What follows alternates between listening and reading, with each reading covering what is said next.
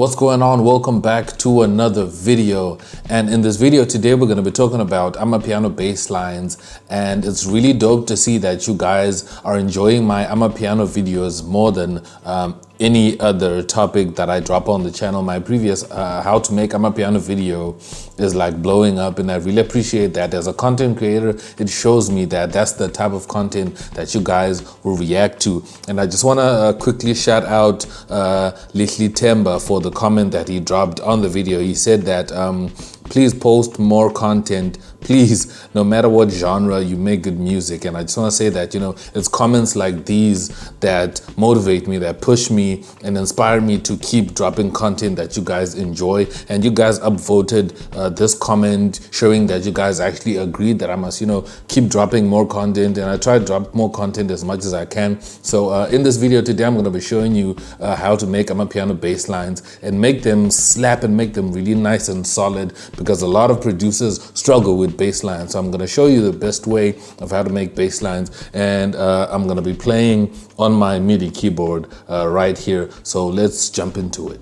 So I have a track open here that I'm going to use for this example in this tutorial, and I'm just going to play it back for you so you hear it. It's really basic. Let me play it back.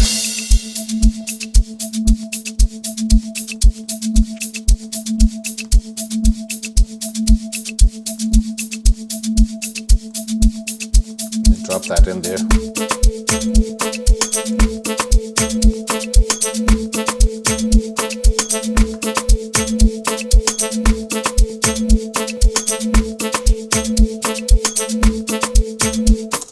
So I don't know if you guys follow people like Kabza the Small and Vigro Deep. Usually when they are freestyling their bass lines or the instruments, they're usually actually playing their instruments on the keyboard or on the piano. That's why it's called amapiano. All right, so first thing, let's check if our Logdrum sounds good. Let's just tweak it a little bit. Let's add a little bit of attack and play around with the time and find a good place and add a little bit of decay.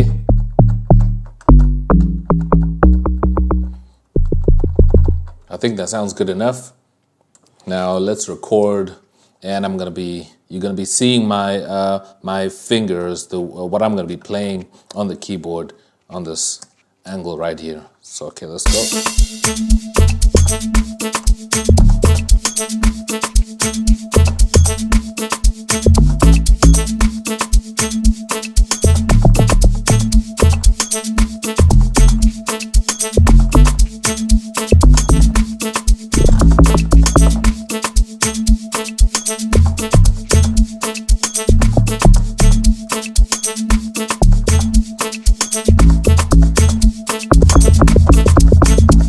So if I quantize these notes, it takes away the humanness of this bass line.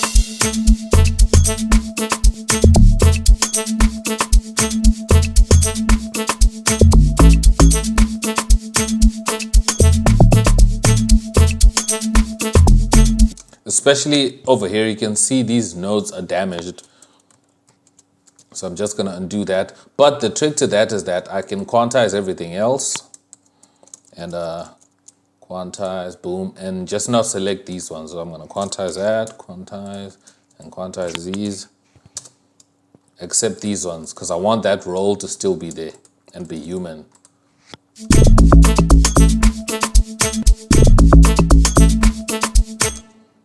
Maybe I can raise that one. Pull that one out.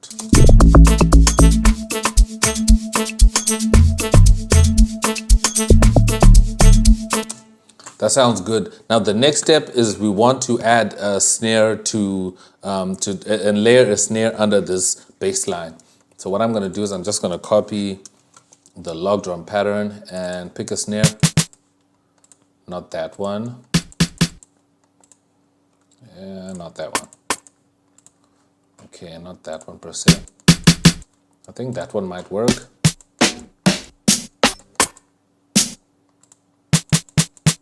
Okay, maybe this one will work.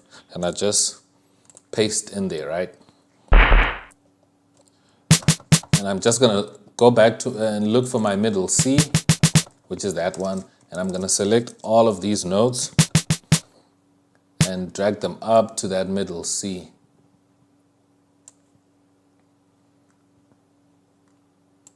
And just make sure they're in the right place over there. And just switch my grid back to cell, quantize everything. And then now I can just make sure that my snare is not going up, because I want it to be the same note the whole time. So you have to do a little bit of editing. And the good thing is that you also have ghost notes. Like as you can see here, I have ghost notes. So even if I want to just delete these, I can just add them in like that. Add them like that.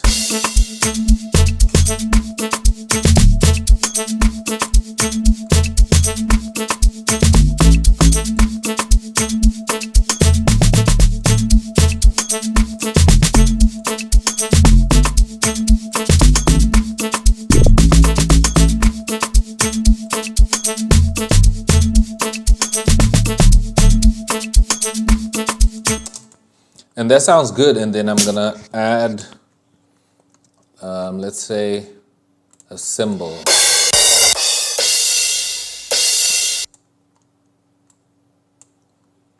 And layer a cymbal and have it be the same as the snare.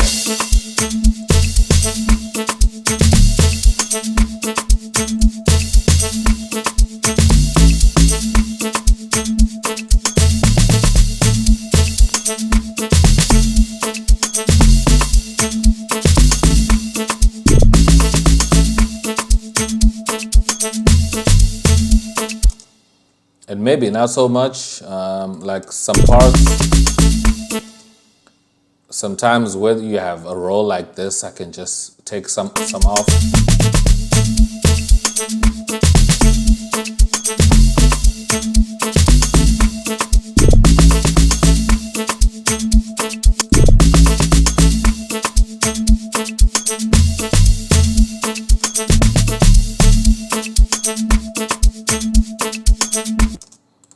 To create a really nice groove.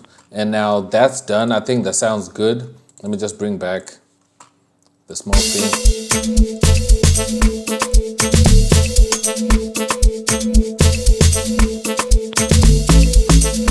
That sounds dope. And then the last layer I'm gonna add to this to make this really powerful is I'm gonna add a second DX10, and I'm gonna add a sub to this. So I'm gonna load up an E flute, and then I'm gonna go back to my original Logdrum and copy Control C and Control V, that same pattern. And let me just put this into pattern. Okay, I'm gonna mute the Logdrum. I don't know if you can hear the bass notes, but the bass notes are really low because that's a sub type of sound. To really get that boominess out and really give it that punch that you need. And then I'm just gonna EQ. I'm gonna EQ the low end out of my original Logdrum so that it doesn't have so much low end, because now the low end is more or less being played by the sub that I added.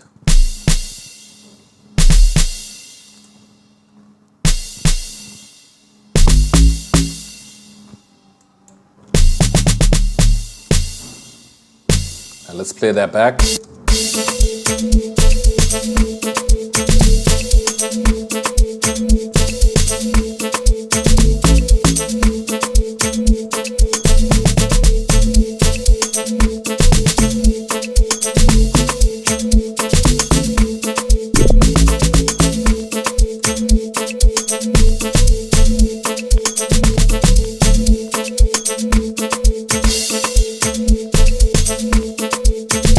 So it's all about layering, and if you followed my step, you'll notice what I did here. I have 4 layers on this bass. So we have the Logdrum, and we have the snare, and we have the crash, and we have the E flute playing the sub bass. So if you want to make a really powerful bass, this is exactly how you do it for amapiano. So I hope you find this really helpful, but I want to know from you guys how you make your bass lines. Do you play them on your MIDI controller, or do you have to draw in everything? Because for amapiano, you want to have a little bit of variation, and having to draw all this variation and do all this just by drawing is going to take you a long time. If you have the time, that is totally cool. That is totally fine. There's no problem. But I find it easier for my workflow for me to just play it back. And you obviously have to practice to get it right and so forth, so that it can sound really dope. But that's it. Drop me a like if you like this video, and subscribe down below if you're new here on the channel. Thank you guys so much for watching. We're almost 30,000 subscribers here on the channel, and that is like mind-blowing. I really appreciate everybody subscribed. I'll see you guys in my next video, and I'll also see you guys in the comments. Keep that positive vibes going and keep those positive comments coming. I really appreciate it. I'm X and I'm out. Peace.